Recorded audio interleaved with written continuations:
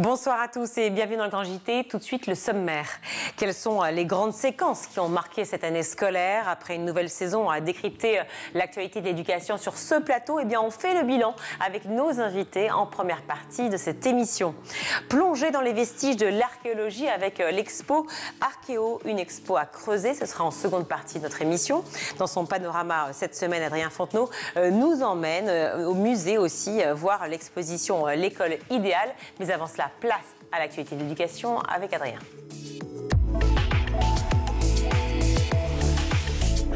Bonsoir à tous, on commence ce journal avec les résultats de l'édition 2025 du baccalauréat. Ils sont tombés à la mi-journée et le taux provisoire de réussite est de 85,75%, à peu près le même que l'an dernier.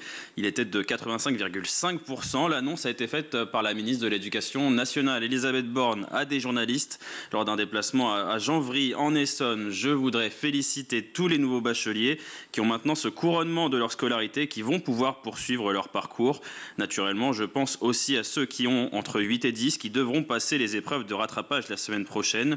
Je leur souhaite bon courage. Le baccalauréat nécessaire pour poursuivre des études supérieures, mais pas pour obtenir un résultat favorable sur Parcoursup. Ils étaient nombreux à connaître déjà leur orientation pour l'an prochain. La plateforme a commencé à donner ses réponses aux futurs étudiants depuis le 2 juin. La phase d'admission principale se terminera le 10 juillet.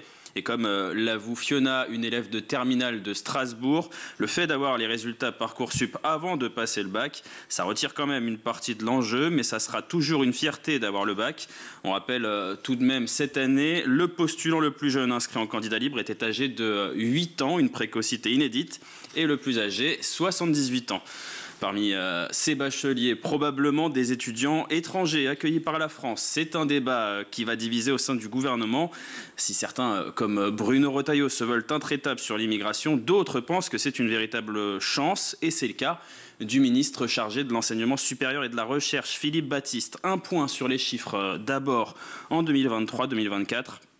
La France a accueilli plus de 430 000 étudiants étrangers, une hausse de 4,5% par rapport à l'année précédente. Ils représentaient environ 14% de l'ensemble de la population étudiante dans l'enseignement supérieur. Et c'est dans les écoles de commerce et d'ingénieurs que leur progression est fulgurante. Écoutez donc à ce propos ce très bon exemple pris ce matin par Philippe Baptiste. Expliquez-moi, comment on va faire pour construire les centrales nucléaires dont on parlait tout à l'heure si on n'a pas les étudiants internationaux, les étudiants étrangers? Je prends cet exemple au hasard, justement, pour rebondir. Oui. Mais, vous savez, par exemple, dans le domaine des sciences et des technologies, les ingénieurs, les techniciens, les chercheurs, aujourd'hui, on n'a pas assez de Français et d'Européens qui font leurs études sur ces sujets-là. Et moi, si demain, je ne vais pas chercher des étudiants internationaux pour remplir ces filières et pour faire les talents de demain dont on a besoin dans les entreprises, mais c'est notre industrie qui s'effondre. Philippe Baptiste qui annonce vouloir travailler avec Jean-Noël Barrot, le ministre de l'Europe et des Affaires étrangères. Continuer d'accueillir les meilleurs étudiants étrangers.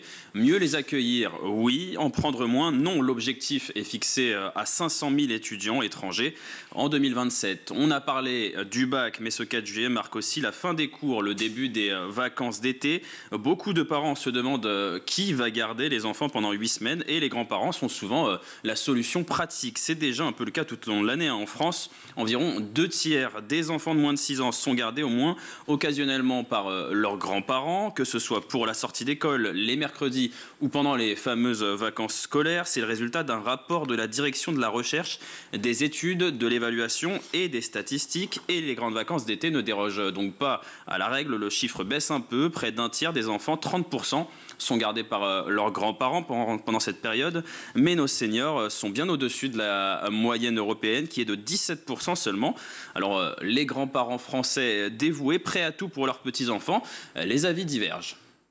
Ça leur fait des souvenirs. Les grands-parents, il faut dire qu'on est des personnes de confiance. Je trouve que le lien familial se perd beaucoup de nos jours et qu'il y ait encore ça, c'est hyper important. Vu les numéros que c'était, on était content quand les parents revenaient les chercher. Les parents donnant une liste d'instructions longue comme le bras, coucher à telle heure, pas manger ceci, pas manger cela, etc. J'ai eu 3 enfants et je trouve que c'est à mes enfants d'élever leurs enfants. J'aime bien participer et aider quand il faut. Mais il ne faut pas que ça devienne une obligation. Je ne saurais pas garder mes petits-enfants pendant une semaine non-stop. Ou alors après, je suis épuisée. Voilà, entre envie de faire plaisir, créer du lien social, mais aussi le soulagement une fois les petits-enfants partis. Une chose est sûre, nos seniors vont encore largement être sollicités à partir de ce soir. Les enfants, justement, les tout-petits, on continue d'en parler depuis hier. Il est formellement interdit d'exposer ceux de moins de 3 ans à tout écran dans les crèches, micro-crèches et halte garderie, une interdiction désormais inscrite dans la charte nationale de l'accueil des jeunes enfants et une décision qui s'appuie sur plusieurs rapports et alertes scientifiques de la commission enfance et écran à l'OMS en passant par l'Académie américaine de pédiatrie, des rapports sur les effets négatifs des écrans sur le sommeil, la vue, le langage, la sociabilité et le poids des jeunes enfants. Si c'est évidemment une bonne chose sur le papier, pour de nombreux professionnels du secteur, cette mesure ressemble plus à un coup de communication qu'à un réel changement de fond. Sans moyens supplémentaires ni accompagnement concret, ils estiment que l'impact restera limité dans les structures. Pour Julie Marty-Pichon, coprésidente de la Fédération nationale des éducateurs de jeunes enfants, c'est une politique de la rustine. On prend les problèmes par le petit bout de la lorgnette pour faire un coup de communication au lieu de répondre à la maltraitance institutionnelle qu'on dénonce. Ce texte vient encore stigmatiser une profession de la petite enfance déjà très malmenée en venant nous expliquer qu'on fait mal notre travail. Et puis, autre problématique, incohérence plutôt, si la mesure ne s'impose pas à domicile, les enfants resteront exposés sans nouvelle sensibilisation réelle de la part des familles. L'interdiction dans les seuls lieux d'accueil est peut-être plus symbolique que pratique. Autre mesure, ou plutôt la fin d'une mesure pour certains maintenant, à partir de la rentrée prochaine. Le pass sport, cette aide financière pour l'inscription dans un club ne sera plus accessible aux enfants de 6 à 13 ans. Et pour d'autres, les 14-17 ans, son montant va augmenter, passant de 50 à 70 € pour les bénéficiaires de l'allocation de rentrée scolaire. Évidemment, cela a de quoi révolter les fédérations sportives. Elles dénoncent une mesure prise sans concertation. Écoutez, Denis Lafou, coprésident de la Fédération française des clubs omnisports. 6-13 ans, c'est la tranche d'âge où on les habitue à rentrer dans une pratique sportive qu'ils vont conserver tout au long de la vie. Je discutais ce matin avec un directeur de club, il a un peu plus de 500 adhérents qui ont entre 6 et 13 ans. Il y en a environ 50% qui utilisent le passeport. Il y a une moitié des pratiquants qui potentiellement ne reviendraient pas ou qui seront obligés de prioriser, de faire des choix sur ce qu'ils vont faire à la rentrée. Football, judo, basket, ski, tir à l'arc aussi, toutes ces disciplines sont inquiètes. L'aide permettait un accès plus équitable au sport, comme l'a dit Denis Lafou. Le retrait du passeport pour les plus jeunes pose un vrai risque de décrochage sportif et social. Les associations redoutent que certains enfants ne réintègrent pas de club, ce qui pourrait creuser un peu plus les inégalités à l'entrée dans la vie scolaire et associative. Merci beaucoup Adrien. Changement de ministre, justice des mineurs, affaire Betaram, scandale de l'ASE. Quels sont les grands temps forts qui ont marqué cette année scolaire, agité l'école ou encore questionné le secteur de l'enfance? On en parle tout de suite avec nos invités, des habitués de l'émission, prêts à vous livrer leur analyse. Et pour en parler, je suis ravie d'accueillir pour cette dernière émission de la saison Jean-Rémy Girard, bonjour. Bonjour. Président du SNALC, merci d'être avec nous. Olivier Beaufrère, un autre habitué, bonjour. Bonjour. Merci également d'être avec nous, secrétaire national du SNPDEN UNSA.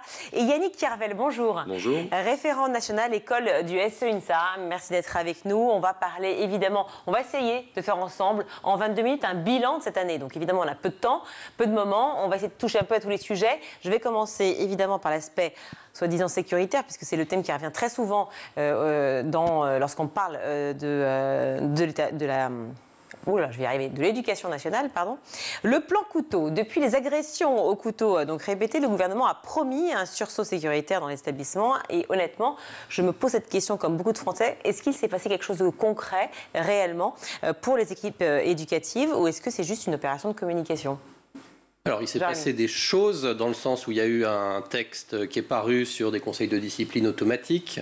La ministre Elisabeth Borne a mis en place, avec le ministère de l'Intérieur, des fouilles aléatoires à l'entrée des établissements. Maintenant, est-ce que ça résout la problématique ? Probablement pas. On a bien vu avec l'horreur qui est arrivée à notre collègue Mélanie Grappinet, qui a été tuée quand même devant un établissement, que le personnel politique a surtout ressorti les mêmes, les mêmes choses que d'habitude, et des portiques de détection de métaux, et des caméras, et ceci et cela. D'ailleurs, sur une situation qui n'avait strictement rien à voir avec les solutions proposées, et aucune des solutions proposées par les politiques n'aurait rien changé à l'agression. Il y a un réel phénomène, quand même, puisque avec les fouilles, on a commencé à constater qu'il y avait des couteaux dans les sacs de certains de nos élèves. Il y a probablement une sorte de phénomène de mode. Il y en a aussi pour des raisons de peur, peut-être, de certains élèves. Maintenant, voilà, le conseil de discipline, c'est une instance de dialogue. On va pouvoir établir ce qui s'est passé, quelle est la situation de l'élève. Mais ça ne va pas changer la face du monde, ces annonces systématiques et politiques. C'est même un constat partagé pour vous, Yannick Carrère? Oui, tout à fait. Mais je pense que la problématique de la santé mentale des élèves ainsi que leur bien-être est une question qui est à traiter d'urgence. Des psy-UN de l'éducation nationale en plus, des personnels encadrants en plus, histoire d'avoir un climat scolaire qui soit beaucoup plus serein pour tous les élèves. Et peut-être qu'ils ne viendront plus à l'école ou au collège ou au lycée avec la peur au ventre. On va y venir évidemment à la question de la santé mentale à la fois du personnel et à la fois des élèves. Juste une question, Olivier Beaufrère. Donc est-ce que les chefs d'établissement aujourd'hui, et donc aussi le personnel éducatif, enseignants, enfin en tout cas même les CPE, tous, est-ce qu'ils se sentent aujourd'hui peut-être un peu plus rassurés, en sécurité que depuis un an? Alors des événements bien sûr regrettables, certainement un problème sociétal, et on veut à tout prix que l'école porte l'ensemble de ce projet, il faut qu'on le porte collectivement. La communauté éducative est toujours inquiète, et les chefs d'établissement sont toujours un petit peu au centre des actions et des injonctions et des demandes. Aujourd'hui, il faut qu'on travaille vraiment collectivement, il faut vraiment qu'on se dise, bon voilà, on va relever effectivement ce défi. La crainte est là, je pense que la crainte est là, et les événements tragiques ont fait effectivement qu'il y a une prise de conscience différente. Donc il faut à tout prix qu'on réagisse collectivement, et surtout il faudrait que nos politiques se disent qu'on n'a pas attendu ces quelques effets d'annonce. Ça fait des années que sur certains territoires on travaille en collaboration avec bien sûr les forces de l'ordre, avec les élus, avec l'ensemble des partenaires de l'école. On parlait effectivement des besoins en personnel, en RH éducation nationale. Il faut aussi penser à toutes les instances de territoire, accompagnement jeunesse, qui ont des gros problèmes de subvention aujourd'hui, des éducateurs de rue, avec lesquels on travaille énormément devant les établissements. Donc il faut qu'on travaille collectivement pour que la peur quitte peut-être l'école, mais on se rend compte qu'on a un vrai problème sociétal aujourd'hui. Oui, mais ce problème sociétal-là, on parle de santé mentale, vous l'avez dit tout de suite, effectivement, la question se pose tout de suite. Pourquoi ces enfants en arrivent à cet effet-là? Et c'est vrai qu'on est tout de suite dans le répressif et pas forcément dans le préventif. Comment faire en sorte, vous, chacun de votre côté, pour pouvoir se dire... on a un sas d'été, la rentrée reprend, et il faut qu'on soit dans une situation beaucoup plus sereine dès début septembre. Ça va être compliqué dès début septembre d'être dans une situation plus sereine. C'est quelque chose qui s'installe sur le temps long. Les enfants qui arrivent à l'école dès la petite section de maternelle ont besoin d'adultes qui les accompagnent pour grandir correctement, dans les meilleures conditions, et de personnel formé. Et on a un gros déficit de formation à l'éducation nationale. On a des contractuels qui arrivent dans des endroits plus compliqués que d'autres et qui n'ont pas la formation adéquate. Et il est possible que ça en rajoute. Alors ça n'est évidemment pas la faute des contractuels. C'est la faute de l'éducation nationale qui ne s'occupe pas correctement de leur formation. Jérémy Girard, juste une réaction par rapport effectivement à la santé mentale. Quand on parle de soutien psychologique, forcément, est-ce qu'on a réellement, à la fois nous, médias, parce qu'on a une responsabilité aussi, politique, communauté éducative, libérer la parole sur ce sujet de la santé mentale? Est-ce qu'aujourd'hui, on a l'impression qu'on peut dire ça ne va pas, on peut dire qu'il y a un sujet et qu'on est entendu? Le problème, c'est pas de libérer la parole. Le problème, c'est que... la gestion de la santé mentale des jeunes, elle est complètement défaillante. Donc oui, je crois que le constat de dire qu'il y a des difficultés, il commence à être assez partagé. Je pense que comme sur beaucoup de sujets, il y a eu aussi un avant et un après Covid. On s'est rendu compte que nos jeunes pouvaient avoir des fragilités, pouvaient vivre difficilement certaines situations, que le monde actuel ne fait pas non plus forcément toujours tellement envie. Donc ça a aussi un impact réel. Maintenant, à l'intérieur de l'éducation nationale, notre secteur santé sociale, il est complètement dévasté. On n'arrive pas à recruter. Les psychologues de l'éducation nationale, dans le second degré, ils sont essentiellement sur des missions d'orientation. Donc il faut très peu, en fait, de missions liées réellement à la santé mentale. Et le secteur médico-social, le secteur des pédopsychiatres, par exemple, il est lui aussi assez ravagé à l'extérieur de l'éducation nationale. À un moment, c'est pas juste s'arrêter au constat, c'est qu'il faut travailler sur le secteur de la santé à l'intérieur de l'éducation nationale, mais aussi à l'extérieur de l'éducation nationale. Obtenir des rendez-vous pour des parents, c'est extrêmement compliqué sur le sujet de la santé mentale de leurs enfants. On parle de soutien psychologique. Autre impact énorme, évidemment, aujourd'hui dans la société française, ce sont les affaires. Celle la plus connue, la plus marquante, c'est Betterham. La ministre a annoncé un soutien psychologique massif. Quand on voit le nombre justement de psychologues scolaires dont vous parlez, effectivement, et les délais pour intervenir, on se demande pourquoi ça prend autant de temps. Donc ça veut dire qu'on parle de déficit de formation, on parle d'enseignants qui sont moins nombreux. Non, Olivier Beaufrère. On parle aussi peut-être d'attractivité, pas forcément donc c'est ça. Des vrais besoins. Et puis aujourd'hui, un jeune qui va expliquer son mal-être, il va falloir 6 mois, 8 mois avant qu'on voit quelque chose, quasiment une année scolaire. Et c'était ma question justement. Pour nous, c'est terrible. C'est-à-dire que, est-ce que vous avez tous été formés, enfin ils ont été, ou vous avez été formés à la détection justement des signaux faibles voilà, je vois un fou rire carrément de Yannick Kerven, non mais en cas justement de suspicion d'agression sexuelle. Alors, évidemment, malheureusement, non, nous n'avons pas été formés.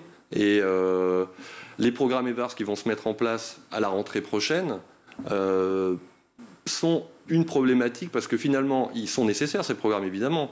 Mais lorsque l'on va se retrouver avec des élèves qui potentiellement sont victimes d'inceste à la maison, par exemple, comment reçoit-on la parole de l'élève? Et effectivement, on n'est pas formé là-dessus. Et c'est important qu'on le soit. Alors il y a un plan de formation qui est prévu, mais étant donné que notre ministère a la bonne idée de modifier tous les programmes en même temps, on se retrouve avec des programmes de français et de mathématiques qui vont être modifiés. Il va falloir aussi une formation pour les mettre en place. Il aurait fallu prioriser. On a demandé à ce que les programmes, la mise en place de ces programmes-là soit retardée pour que la mise en place, la formation liée à l'EVARS soit effective dès l'année prochaine, et même elle aurait dû être faite en fin d'année.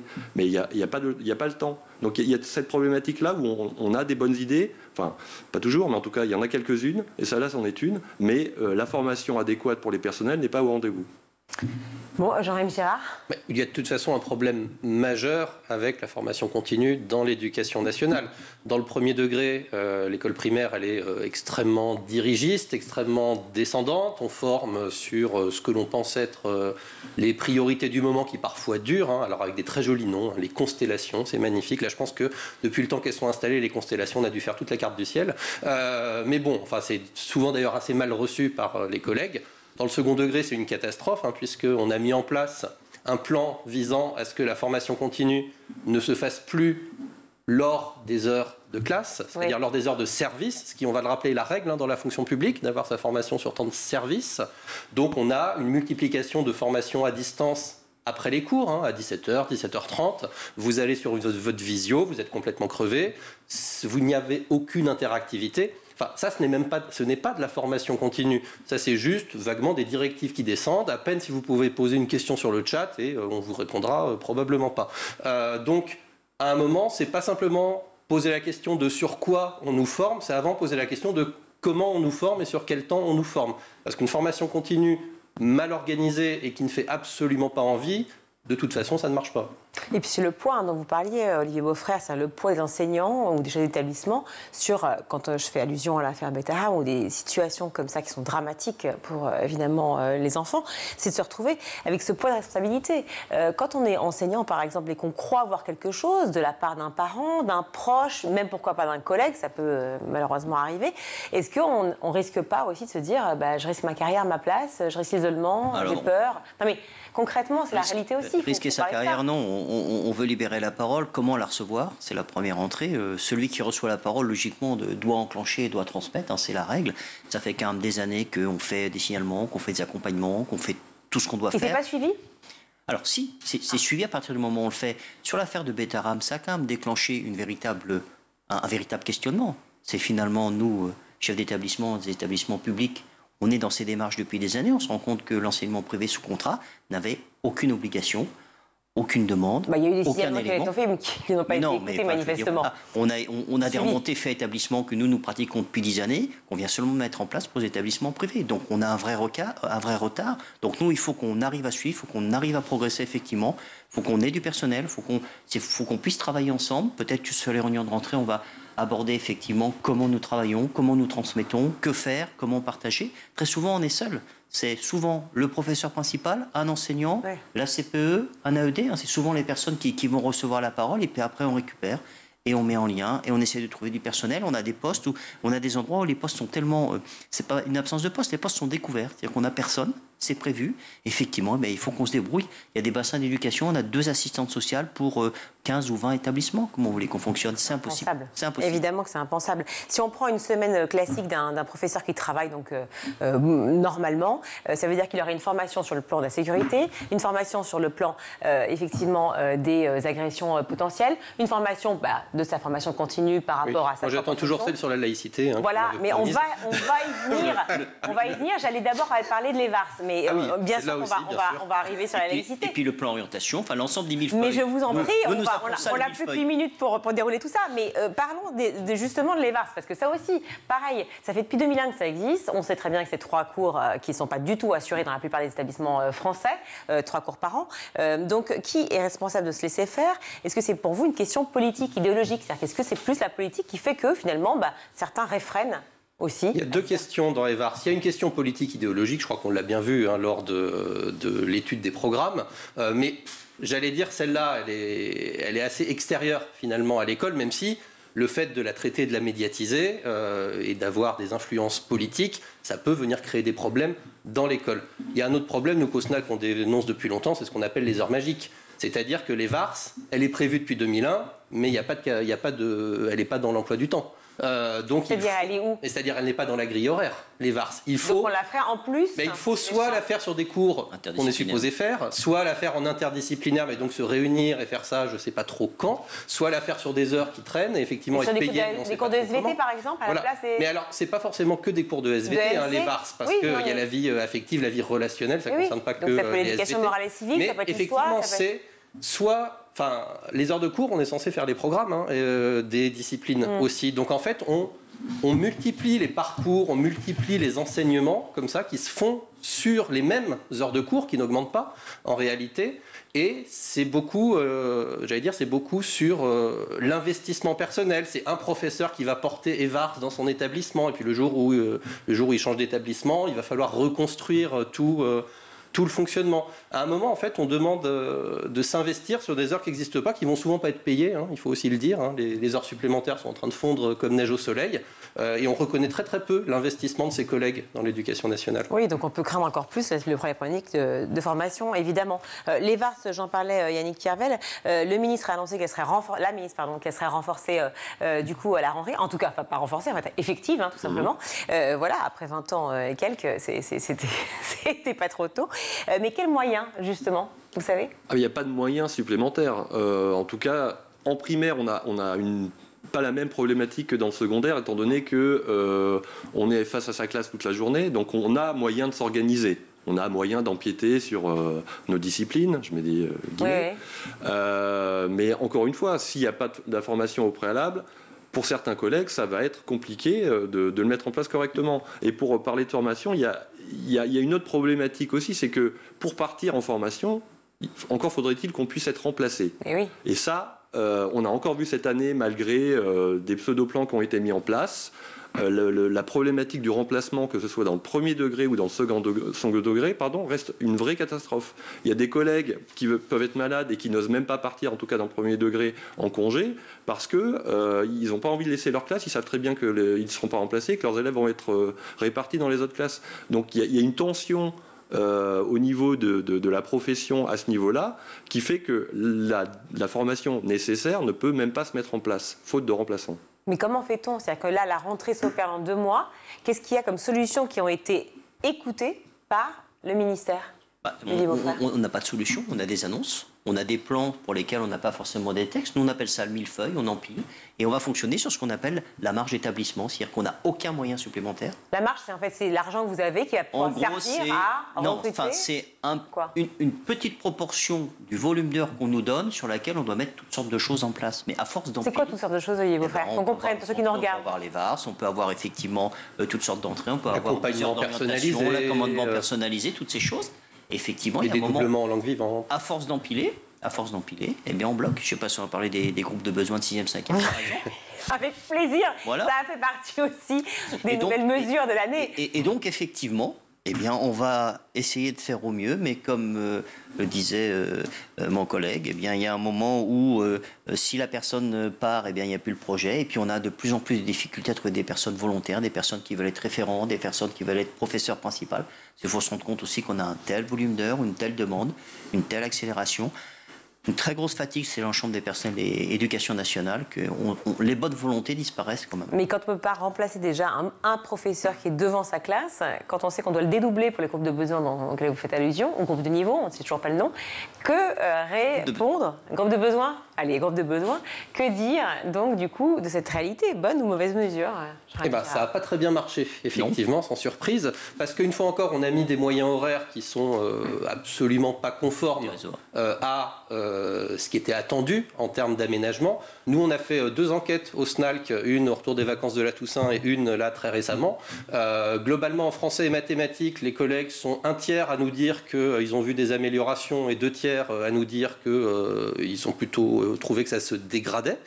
Et les professeurs des autres disciplines, en revanche, sont vent debout, puisque en fait, avec les fameuses marges des établissements, on a fait un jeu de vase communicant où parfois on a pris des heures à certaines disciplines pour les mettre sur les fameux groupes de besoins, puisqu'on ne nous donnait pas forcément de moyens supplémentaires au niveau des rectorats.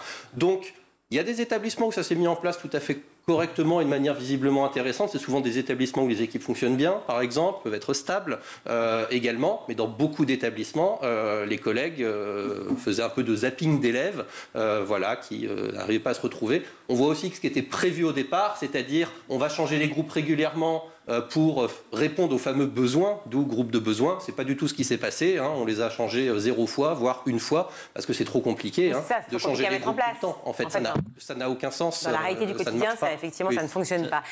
Ça a posé de vraies difficultés, parce qu'en plus, pour avoir plus d'enseignants sur certains territoires, il a fallu partager des enseignants sur 2 voire 3 établissements, ce qui a occasionné de vraies difficultés. Ça a occasionné aussi des constructions, alors je sais que pour notre public, sur des barrettes, c'est-à-dire qu'en même temps, il faut pouvoir mettre plusieurs enseignants en place en même temps, plus un enseignant supplémentaire pour à peu près 3 groupes classes. Donc effectivement, ça a généré d'autres difficultés. Et sur ces groupes, on peut également dire qu'il y a eu un rapport des inspecteurs généraux qui a été rendu voici quelques jours, qui est très intéressant, qui met de vraies limites, qui met déjà des freins. Nous allons peut-être encore avoir une année de transition pour observer. Il y a un moment où il faut certainement arrêter et s'appuyer vraiment sur le savoir-faire des établissements, sur le champ des possibles et sur l'autonomie des établissements et des équipes pour lesquelles ça peut fonctionner, et des équipes pour lesquelles ça ne peut pas fonctionner. Eh bien, il faut laisser de la souplesse. L'important, c'est d'accompagner, accompagner, faire progresser nos élèves. C'est aussi faire confiance. Et on voit bien qu'il y a quand même un problème vertical entre la confiance, effectivement, du haut et vis-à-vis du bas. Il y a tellement de sujets, on n'a plus que 2 minutes. Oui, je sais. Alors, il y a le pacte enseignant, il y a les heures sup, il y a tellement de choses à dire. La laïcité, la convention citoyenne. Choisissez le sujet principal, selon vous, puisqu'on n'a que 2 minutes. Alors, les moyens, donc les pactes qui disparaissent et qui sont ciblés uniquement sur du remplacement de courte durée, des moyens, des postes qui ne sont pas pourvus, des pactes qui étaient donnés pour des projets qui effectivement n'existent plus, le problème de RH, de recrutement, et puis surtout n'oublions pas un sujet brûlant, c'est la réforme du lycée professionnel, où on attend vraiment une injonction différente pour la rentrée, parce qu'il est très clair qu'au niveau des établissements, au moins les chefs d'établissement, on ne reprendra pas une autre année supplémentaire dans le contexte qu'on vient de... On a créé un absentéisme monstrueux sur le 3e trimestre, et en fait on voit que c'est un millefeuille, mais c'est aussi on fait une réforme et puis 2 ans après on en fait une autre et puis 2 ans après on en fait une autre. Cette instabilité complète du cadre d'exercice de nos missions, elle pousse pas à l'attractivité. Là on a encore les chiffres des résultats au concours, il y a encore tout un tas de postes qui sont pas pourvus. On a vraiment du mal à recruter des enseignants, et pas que des enseignants d'ailleurs aujourd'hui. Et l'absence du bilan. Je voulais juste parler également de l'école inclusive qui met en difficulté énormément nos collègues, que ce soit du 1er ou du 2e degré, un manque de personnel, un manque de formation. Les AESH qui sont présentes, je dis eux parce que c'est quasiment que des femmes, ont besoin également de formation et d'un statut qui leur permette d'avoir un salaire pérenne et une formation et un nombre d'heures suffisant pour avoir un salaire décent.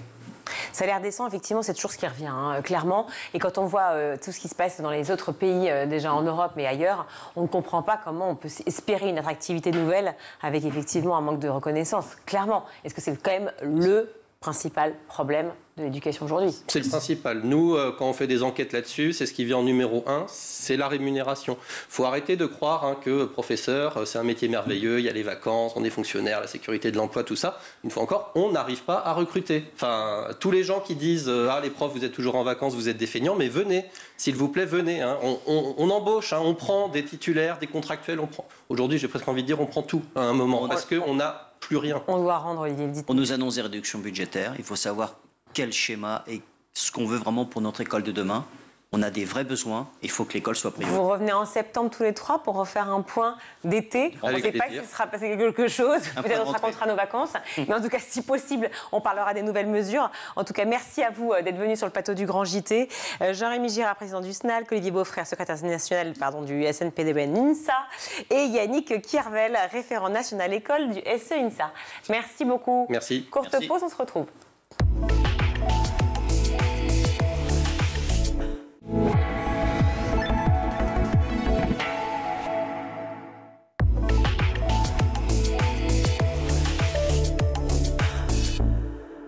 De retour dans le Grand JT, bonjour, je suis ravie d'accueillir Julie Blard. Bonjour, vous m'entendez? Ravie, merci beaucoup d'être avec nous. Vous êtes co-commissaire chargé de la médiation de cette exposition Archéo, une expo à creuser, ainsi que vous, Jérôme Tabuel. Bonjour. Bonjour. Merci beaucoup d'être là. Vous êtes commissaire scientifique donc, de l'expo. Comment vous êtes venu à cette idée géniale de réaliser une expo sur l'archéologie? Alors, sur le territoire, parce qu'en fait, nous sommes dans un musée, la Fabrique des Savoirs, et sur le territoire elbeuvien, l'archéologie est très présente. Donc, on a dans les réserves, ça part de la préhistoire jusqu'à la Deuxième Guerre mondiale, donc on a quand même pas mal de collections. Dans le parcours permanent, une grande partie est aussi occupée par une salle qu'on appelle d'ailleurs l'occupation humaine. Et donc c'était le moment de pouvoir aussi présenter en fait les différents métiers des archéologues qui sont sur le terrain, qui sont ensuite à l'étude des objets, et de mettre en parallèle certains objets qui sont dans les réserves et de pouvoir les sortir aujourd'hui en parallèle de cette exposition en fait.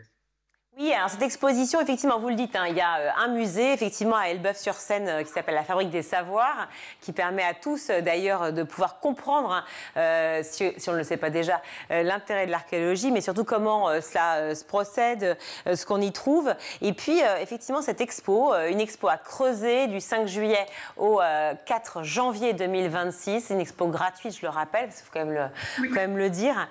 Cette exposition, qu'est-ce qu'on va y trouver alors? À la fois les savoir-faire, effectivement, les métiers de l'archéologie et à la fois des pièces fortes? Alors, il y a une partie qui est vraiment sur le métier de l'archéologie, sur les découvertes de toutes les disciplines. Qu'est-ce qu'on fait des objets une fois qu'on les a dégagés, comment on les analyse. Et on a essayé aussi de lier ça avec nous, nos collections qui proviennent du territoire. D'accord, le territoire, on en reparle. Donc, Elbeuf-sur-Seine, effectivement, la Normandie. On a beaucoup, alors on parle, si vous le voulez bien et vous le ferez beaucoup mieux, d'objets gallo-romains, c'est ça qu'on peut retrouver sur cette expo? Tout à fait. Donc, on a plusieurs sites. Alors, quand on parle de région elbeuvienne, c'est surtout sur les 10 territoires autour d'Elbeuf, en fait, comprenant Elbeuf, tout du moins. Et donc, on a plusieurs sites qui sont assez importants au niveau gallo-romain. Notamment, on a un oppidum, mais aussi et surtout une nécropole gallo-romaine, qui est assez importante avec toutes les voies d'accès, avec beaucoup de choses, qui a pu être découverte dans les années 60 par un propriétaire. Tout simplement, il voulait creuser pour monter des serres et des horticultures. agriculteurs. Et donc, il est tombé sur quelques sarcophages, ensuite des incinérations, des sépultures, etc. Et puis du matériel, du mobilier archéologique gallo-romain qui est représenté par des céramiques, par de la verrerie, par des bijoux, par beaucoup de choses de la vie quotidienne, etc. Qui ont pu être récoltés sur ce site. Donc c'est assez important, d'autant plus que dans cette exposition, nous avons un grand bac de fouilles. Julie pourra vous en parler tout à l'heure, mais en plus, alors ça n'a absolument pas été fait exprès, mais en fait on fouille du gallo-romain. Donc ça va très bien avec l'ensemble des pièces qui sont présentées dans ce qu'on appelle la galerie d'actualité, donc ces pièces qui proviennent de la nécropole, du GAT de Côtebec-les-Elbeuf. Alors justement, on les voit, tous ces enfants effectivement en photo qui sont là avec vous, soit à la Fabrique des Savoirs, soit sur cette expo à Creuset, donc Archéo, une expo à Creuset. Comment vous avez proposé, quelles activités plutôt que vous avez proposé justement autour de l'archéologie qui soient ludiques et en même temps informationnelles? Vous parlez pour toute l'année ou uniquement pour l'exposition? Eh bien, peut-être pour l'exposition, puisque c'est ce qui nous occupe aujourd'hui, mais ça peut être aussi étendu à l'année. On a beaucoup d'autres choses sur le reste de l'année en rapport avec l'expo, mais on leur propose déjà de creuser le bac de fouilles. Il y a une méthode pour ça. On n'y va pas comme un fou avec cette ruelle. On creuse très délicatement avec une brosse, un pinceau, et après on dégage l'objet. Et après, cet objet, il part en analyse. Donc c'est ce qu'on propose aussi dans cette exposition: analyser des céramiques, des pièces, donc de la numismatique, de faire de l'archéo-anthropologie ou de l'archéozoologie. Et j'en oublie une.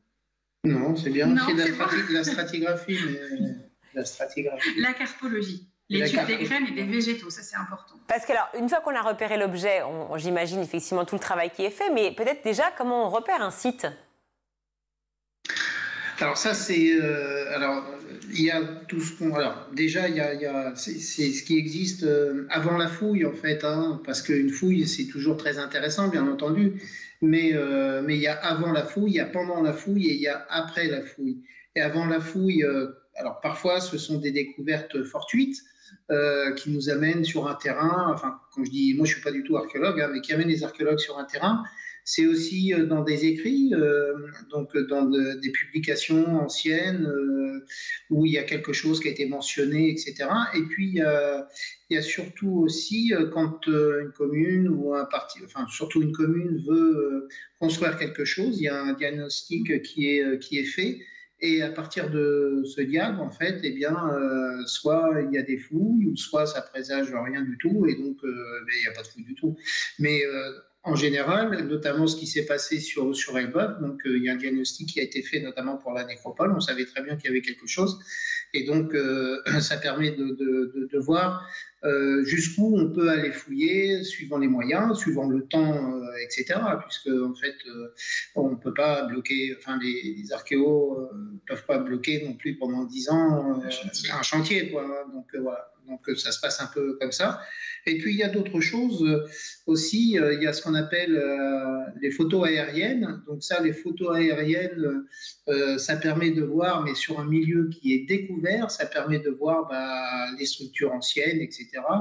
Enfin de voir, interpréter les structures anciennes. Et puis maintenant il y a d'autres méthodes un peu plus modernes, notamment le LIDAR. Le LIDAR qui est en fait un scan qui va scanner, même sous couvert forestier, toutes les anomalies topographiques. Et là, les archéologues vont pouvoir voir plus ou moins où aller fouiller. Merci. Merci à tous les deux. Merci à tous les deux. Je propose que, évidemment, tous ceux qui nous regardent courent sur le site de votre exposition, donc Archéo, une expo à Creuset, ou sur la Fabrique des Savoirs, ou encore sur le site peut-être de la métropole Rouen-Normandie, pour aller trouver toutes les informations. Tous les jours, il se passe quelque chose, des ateliers, ateliers, des histoires, des conférences, plein de choses, des fabriques. Enfin, bon, ça a l'air vraiment sympa. Donc, courez-y.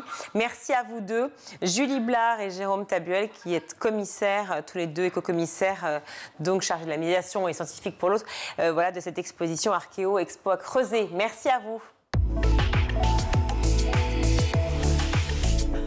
Aujourd'hui, dans le panorama, je vous emmène à Pantin pour une exposition sur l'école, et pas n'importe laquelle. L'école idéale. Je vous ne parle pas d'un modèle unique, mais de plusieurs, vous allez voir, inspirés du passé, mais aussi tournés vers le futur. Je vais tout vous expliquer. En route pour les magasins généraux à Pantin, donc, où se tient depuis 2 semaines cette exposition. Elle est coproduite par le pavillon de l'Arsenal et l'agence Senzu. Vous allez pouvoir explorer, repenser l'école, son architecture et ses pédagogies. L'exposition est en fait un parcours en plusieurs étapes qui nous fait évidemment passer par le cœur du sujet, la salle de classe, mais aussi sa version en plein air, ses abords en amont, en passant par les différentes circulations offertes dans l'école, et sans oublier la fameuse cour de récréation. Tous ces points de passage, on les aborde de manière technique, mais aussi physique. On est sur une exploration immersive, palpable. Vous avez du mobilier didactique transformé en jeu d'exploration, une cour de récré convertie en jardin potager ou en ferme urbaine. Et ça, c'est des exemples parmi plein d'autres. Cette exposition, c'est vraiment un mélange entre architecture, art et pédagogie. Écoutez Vendry Marchais, cofondateur de l'atelier Senzu et commissaire de cette exposition. On pose beaucoup de questions. On n'a pas forcément les réponses de qu'est-ce que l'école idéale. Ce qu'on sait, c'est que l'école idéale n'existe pas. Il y a plus un idéal de l'école, c'est-à-dire qu'on peut se rapprocher d'une vision commune d'une école, mais l'école idéale dogmatique, c'est ce qu'on a essayé de faire sous Jules Ferry, et on voit que c'est des modèles qui s'épuisent au final. Et donc la question aujourd'hui, c'est est-ce que l'école de Jules Ferry, l'école publique qu'on connaît tous, qui porte en elle des valeurs, sont des valeurs en cohérence avec les valeurs que l'on attend de notre temps, en termes d'écologie, d'inclusion, de rapport au corps, de rapport à la bienveillance vis-à-vis du corps de l'enfant, de ses besoins, etc. Ou même des professeurs. On sait que l'école publique est un peu en panne de vitesse. Est-ce que c'est pas à l'architecture de redonner de l'élan à cette école publique? Voilà un peu les questions que l'on pose. Beaucoup de questions, hein, pas forcément les réponses. C'est ce que dit Vendry Marchais, mais ces réponses, vous pouvez les trouver, essayer en tout cas tout au long du parcours. Et c'est important de préciser que tout le monde est invité à le faire, même les enfants, surtout les enfants même. Je vous ai dit déjà un peu parlé de tous les dispositifs interactifs et sensibles mis à disposition des enfants. On va s'attarder sur l'un d'eux. Regardez ce projet. Oubliez l'agencement d'une salle de classe classique. On est sur du mobilier totalement modulable, des chaises adaptées aux besoins des mouvements des enfants. En fait, c'est un système de construction intelligent qui permet aux élèves de le modifier à tout moment. Ils peuvent agencer la pièce en utilisant les différents blocs de liège mis à leur disposition, des planches de chêne aussi, et le tout sans clous ni vis. On pense aussi à la sécurité des enfants, et puis autre façon de les impliquer. Il y a les plus petits encore, une visite abécédaire pour les 3-6 ans, une découverte de l'exposition en jouant avec les mots, les formes, les émotions. Chaque lettre est associée à un concept. La visite invite à éveiller la sensibilité artistique des tout-petits, à nourrir leur vocabulaire et à tisser des liens entre les mots, les images et leur propre imaginaire. Vendry Marchais le disait au début de la chronique, l'école telle qu'on la connaît depuis Jules Ferry n'a pas évolué depuis de nombreuses années. Pourtant, il faut avancer avec son temps. Et l'école idéale, c'est sans doute une école plus verte aussi. On vient de parler des structures modulables en matériaux naturels, une démarche déjà respectueuse de l'environnement. Mais il n'y a pas que ça dans cette exposition. On peut évoquer les jardins potagers intégrés dans les classes et cours de récréation, des espaces qui permettent aux enfants, par une activité manuelle, d'apprendre les cycles naturels, la biodiversité, etc. Il y a aussi les classes dehors, encouragées par le ministère et la circulaire Blanquer, c'était en 2021.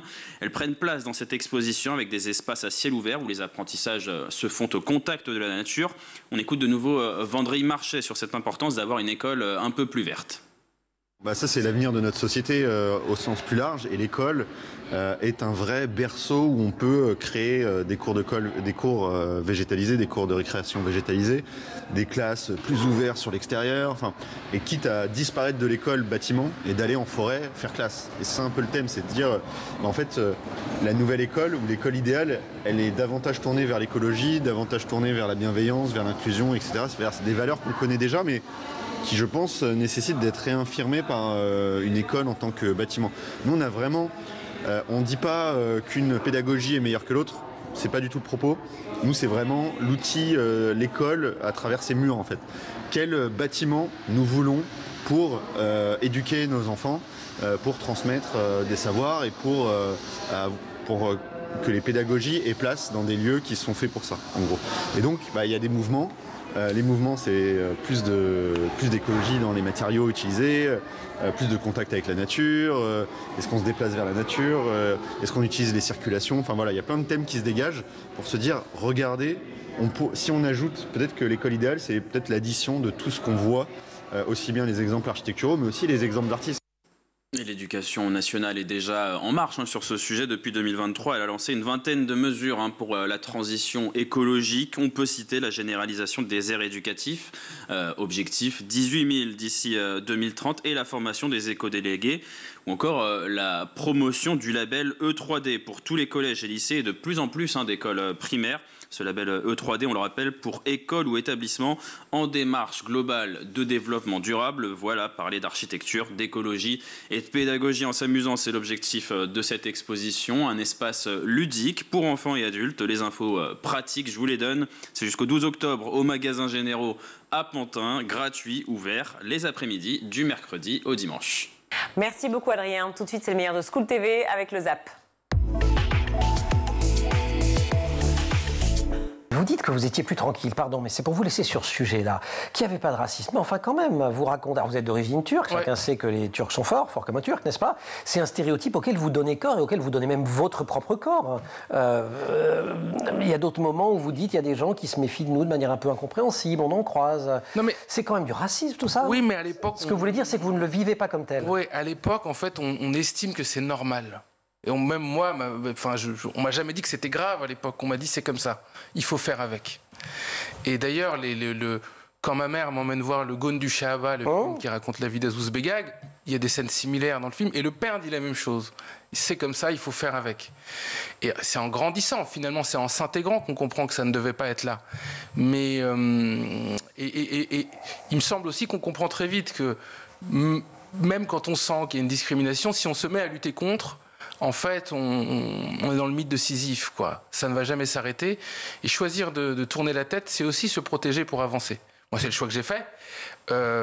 Mais, comme vous le disiez en intro, à la naissance de ma fille... Alors justement, qu'est-ce qui change à ce moment-là dans votre rapport à la fois à vos origines, à votre parcours? Qu'est-ce qui déclenche l'envie d'écrire cet ouvrage, Rien de personnel, qui est sorti, qui vient de ressortir en livre de poche? Un truc simple, c'est déjà de comprendre qu'on s'est ancré, que maintenant on ne partira pas, qu'on est là.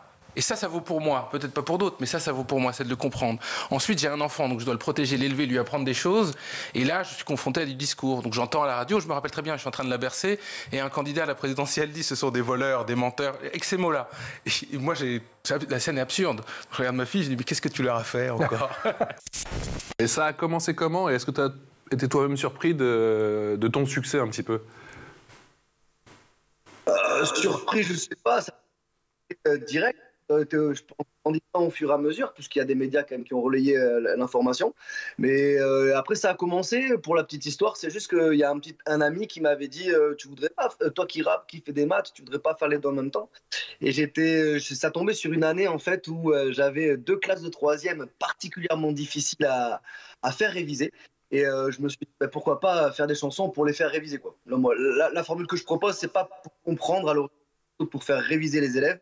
Je trouve que ça va un petit peu vite pour comprendre, même si certains me disent qu'ils comprennent grâce aux chansons. C'est surtout pour faire réviser, quoi. L'interdiction des écrans pour les moins de 3 ans marque un tournant symbolique fort. Déjà, peut-être pour ouvrir le débat, qu'est-ce que vous en pensez, vous? Moi, je pense que c'est plutôt assez positif dans la mesure où on se saisit vraiment enfin du sujet autour du numérique, parce que régulièrement, on a eu des petites annonces, peut-être plus des effets d'annonces d'ailleurs, que de vraies mesures qui ont été prises.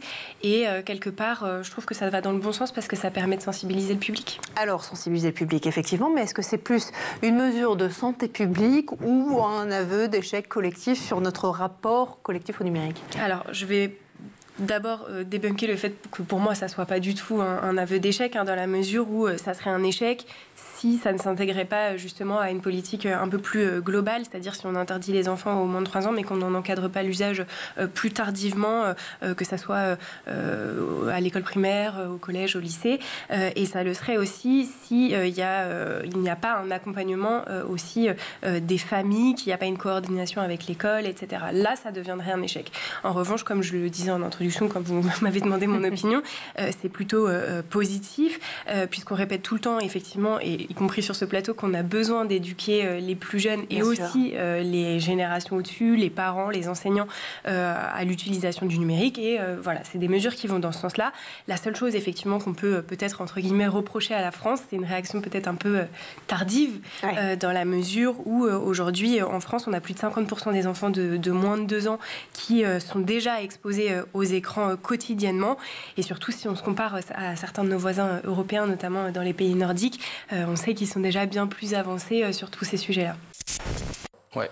Vous aimez bien le rap, le hip-hop, vous aimez la langue, et vous rentrez aussi dans cette culture, vous dites la culture des Lascars, mais qui a une caractéristique particulière de votre point de vue, c'est une culture française, c'est une façon de rentrer aussi et de s'intégrer. C'est exactement ça, c'est-à-dire que quand le rap est apparu avant ma naissance, mais quand il est devenu une première fois hégémonique dans les années 90, à la fin des années 90, nous, on adore cette musique, toute la jeunesse aime cette musique, en tout cas une grande majorité. Mais quand on arrive, on commence à prendre les codes, les joggings, les casquettes, mais dans nos familles, les gens nous regardaient en disant « mais qu'est-ce que c'est que ça ? On ne vient pas de là !» Pas du tout. Et donc c'était vu un peu avec défiance, quoi. Qu'est-ce qu'ils font ? Et j'ai essayé de comprendre quel était ce mouvement, je le raconte dans le livre, pourquoi ça naît, qu'est-ce que ça veut dire. C'est un mouvement qui naît en France, c'est un mouvement défiant, comme le mouvement punk, mais c'était une manière de nous intégrer à la société, parce qu'on prenait la place du marginal. Finalement, il y avait une place pour nous, et on existait dans l'espace social. Le film La haine le raconte très très bien. Le film de Mathieu Kassovitz. Et vous le prenez en utilisant les mots, en utilisant la langue. Exactement. Et c'est un univers, parce qu'on était entre guillemets les enfants des prolétaires, mais après la mort de l'Union soviétique, du Parti communiste, l'affaiblissement des syndicats, c'était un mouvement culturel qui remplaçait ça, donc qui célébrait le parler populaire. Il y a énormément de mots d'origine ouvrière ou argotique dans le rap, de vieux mots, on va dire qu'on n'emploie plus, quoi. À chaque fois, Ismaël, tu arrives avec un thème ou c'est vraiment complètement libre ? La plupart du temps, je me mets au service. C'est-à-dire que les profs, eux, ont une idée de thème. Quand le thème est un petit peu trop scolaire pour moi, c'est-à-dire le harcèlement, c'est pas bien, le respect, il faut pas dire de gros mots, moi je le casse. Par exemple, sur le respect, sur l'histoire des gros mots, je leur ai proposé qu'on fasse un atelier gros mots. C'est-à-dire qu'on invente des insultes. Ils devaient être contents. Oui, mais les profs sont choqués. Et le but, c'est qu'on trouve d'autres insultes que celles qui existent déjà ? En fait, le but, c'est la créativité. C'est aussi de réfléchir à c'est quoi une insulte, c'est quoi la subversion. C'est-à-dire quand, pendant 3 minutes, on a le droit de dire, je vais pas les dire, mais toutes les insultes qu'on veut. C'est-à-dire, on dit, bon, allez, si tu peux m'éviter 3 minutes de bip de mission, ça m'arrange. On va pas le faire, mais en fait, ça dure jamais 3 minutes. Ça dure 30 secondes. Et au bout des 30 secondes, c'est plus rigolo. Une fois qu'on a le droit de le dire, c'est plus rigolo de dire des insultes. Et ça, les parents, ils en pensent quoi ? Y a des profs qui veulent pas, déjà. Qui ne comprennent pas le projet. Premier bouclier, quoi. Voilà. Mais après, quand on peut le faire, au bout de 30 secondes, on ne dit plus ça et on va chercher autre chose. On va chercher des insultes créatives. On va chercher. C'est quoi une insulte créative, par exemple ? Le capitaine Haddock. Capitaine Haddock, Bachi Bouzouk, j'en sais rien. Enfin, toutes les insultes du capitaine Haddock. Il y a des livres. J'ai un livre chez moi avec toutes les insultes du capitaine Haddock. Donc déjà, on peut aller là-dedans, dans Cyrano de Bergerac, dans tous les clashs qu'on veut, mais avec les règles initiales de la Zulu Nation, c'est-à-dire pas les mères, pas le physique, pas la religion, pas les origines ethniques. Déjà, on a fait un beau petit tri. Après, il reste que la créativité. C'était effectivement la dernière émission de la saison, et puis c'était aussi ma dernière émission ici chez School TV à la tête de l'école du futur, voilà, qui marque la fin de 2 très belles années passées à vos côtés, 2 années d'interviews, de rencontres, d'idées partagées, de regards croisés sur ce qui fait et ce qui fera l'école, la jeunesse et l'avenir de demain. Alors merci à vous, chers téléspectateurs, d'avoir été aussi nombreux, fidèles aussi. Merci également à la rédaction pour sa confiance confiance, pour la liberté que vous m'avez offerte, et puis bien sûr pour le bonheur absolument immense que c'est de travailler avec chacun d'entre vous. Merci aussi à toute mon équipe, d'abord mes chroniqueurs, évidemment, et puis tous les stagiaires, les alternants qui ont fait partie de l'aventure. Ce sont des visages que vous ne voyez pas forcément à l'écran, mais évidemment sans eux, il n'y aurait aucune émission. Et puis bien sûr, celui qui est à la tête de cette émission en régie et surtout tous les jours dans mon oreillette, Édouard Degnaud, c'est lui qui m'a formé à ce merveilleux métier et c'est un bonheur immense de collaborer avec toi, cher Édouard. Depuis 2 ans, ensemble, en tout cas, nous avons tenté de faire naître un vent d'optimisme sur l'école et Dieu sait que c'est important de mettre en avant celles et ceux qui la font, non sans difficulté. On a essayé de parler de ces révolutions comme des craintes légitimes qui sont parfois les vôtres. Soutien en tout cas de vous, quelqu'un qui y croit en l'école française, l'école non pas comme un lieu de savoir, mais comme un lieu où on apprend à être, là où les valeurs du passé se transmettent, oui, mais là aussi où l'avenir s'invente, se prépare, s'écrit. Et plus j'ai animé cette émission, c'est vrai, à vos côtés, notamment Lisa, plus j'ai rencontré celles et ceux qui font l'école, plus cette conviction est devenue absolument inébranlable. Celle que chaque génération, pardon, je suis un peu longue, mais c'est important, peut devenir plus libre, un peu plus éclairée, un peu plus humaine que la précédente. Alors aujourd'hui, je m'éloigne de ce plateau, mais je resterai pas très loin. Je pars avec toutes ces certitudes, évidemment, au cœur. Et puis je continuerai autrement, ailleurs, à porter cette voix-là. Merci en tout cas à vous de m'avoir permis, pendant 2 ans, de faire vivre cette certaine idée de l'école à vos côtés. Et d'ici à nos retrouvailles, comme toujours, prenez bien soin de vous. Ciao. C'est la fin de ce grand JT. Merci à vous tous de nous avoir suivis. Merci à toute l'équipe. En régie aujourd'hui, à la réalisation, Angèle Jean Girard, le son Saïd Mamou, le maquillage Laure Redemont, Emma Ferré, Laura Girard à la rédaction. C'est aussi la dernière de cette saison. Pendant tout l'été, eh bien, vous retrouverez les meilleures émissions du grand JT et de School TV de manière générale. Et surtout, nous, on se retrouve, toute l'équipe vous retrouve et vous attend dès début septembre pour un nouveau grand JT. D'ici là, je vous souhaite un bel été. Ciao.